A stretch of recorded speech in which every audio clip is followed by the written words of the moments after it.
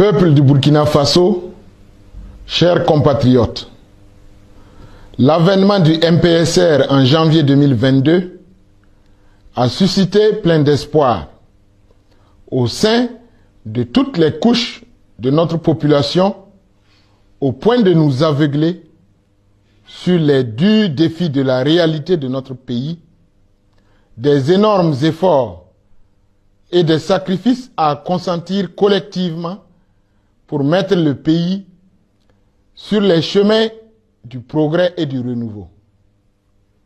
Après 8 mois de bataille sur les sentiers de la sauvegarde du territoire, de la refondation, les événements dramatiques de Gaskindé du 26 septembre 2022 ont servi de ferment à renforcer les incompréhensions, les tensions, les critiques au sein des populations, mais aussi au sein des forces, au lieu d'être un moment de deuil, d'introspection, d'autocritique, de diagnostic véritable de l'amère réalité de la lutte contre l'insécurité.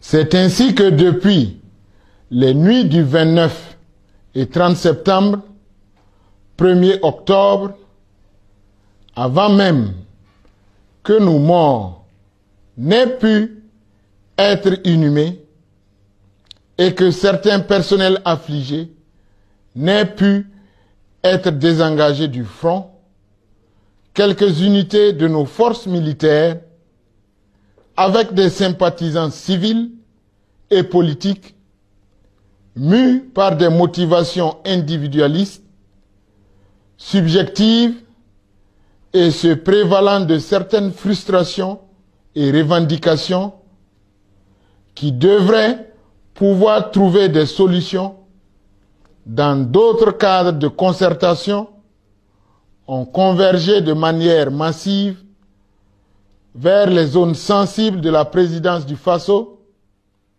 de la base aérienne 511, de la RTB et de certains domaines diplomatiques.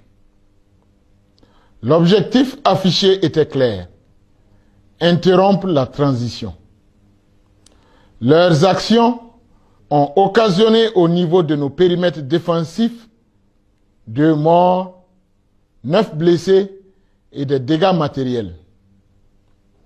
Après des efforts de dialogue, de concertation, devant les risques de division et de fracture au sein de notre armée, et considérant les motivations profondes de l'avènement du MPSR et l'intérêt supérieur du Burkina Faso, en toute conscience et en pleine responsabilité, j'ai renoncé pour compter de ce jour, 2 octobre, à ma fonction de chef de l'État, de président de la transition, après un dialogue avec les autorités coutumières et religieuses, avec le capitaine Ibrahim Traoré et avec le président en exercice de la CEDEAO, sur la base de 7 points d'accord.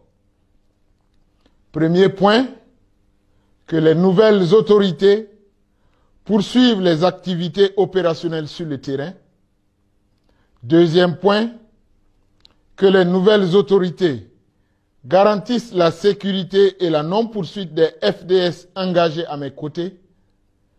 Troisième point, que les nouvelles autorités poursuivent le renforcement de la cohésion au sein des forces de défense et de sécurité.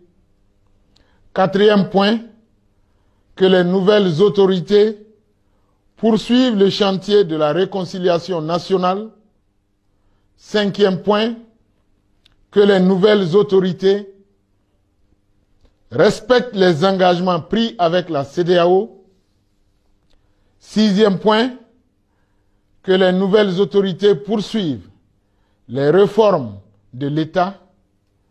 Septième point, que les nouvelles autorités garantissent ma sécurité, mes droits ainsi que ceux de mes collaborateurs et de ma famille. Mes chers compatriotes, à l'endroit des nouvelles autorités du Faso, je leur formule mes vœux de succès. Je les invite à travailler, surtout à unir, plutôt qu'à disperser. Je les invite à rester patriotes et intègres. Je les invite à porter haut les valeurs du MPSR et à porter leurs responsabilités comme un sacerdoce. Je voudrais, avant de terminer, remercier du fond du cœur tous les acteurs et actrices au plan national et international, les garants et les sympathisants du mouvement patriotique pour la sauvegarde et la restauration, qui ont œuvré de manière sincère et désintéressée à la bonne marche de la première étape de la transition. Que Dieu bénisse le Burkina Faso et le préserve du chaos.